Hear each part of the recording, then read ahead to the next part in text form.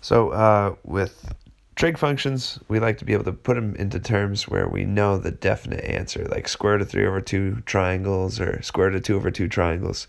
So that's the idea of using a sine sum or difference formula. We want to be able to see if we can break this up into parts of triangles that we know. Like we know pi over 6. We know what sine pi over 4 is. We know what sine pi over 3 is, sine pi over 2. So if we could break this down into one of these two terms, then we can give them a definite answer for exactly what this is, not a calculator answer. So here's the sum or difference formula for sine. So we want to take this black piece and rewrite it so it's a sum of two angles. So how about like this? Because I know what sine 3 pi over 4 is. I know what cosine 3 pi over 4 is. I know what sine pi over 6 is, and I know what cosine pi over 6 is. And these are equivalent because 3 pi over 4, that's the same thing as 9 pi over 12. This is 2 pi over 12. 9 plus 2 makes 11 pi over 12.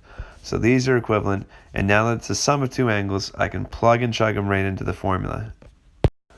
So that's what it looks like when you plug it in the formula, and you can note that my x is 3 pi over 4, my y is pi over 6. And now, based on previous trig work, I can plug in values for each of these. I know what sine 3 pi over 4 is, I know what cosine pi over 6 is, I know what cosine 3 pi over 4 is, and I know what sine pi over 6 is. Sine 3 pi over 4 is square root of 2 over 2. Cosine pi over 6 is square root of 3 over 2.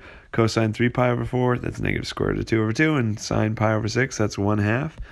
So I can simplify those by multiplying them.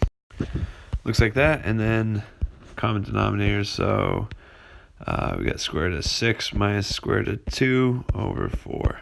Or alternatively, you could factor out a square root of 2 from the top there.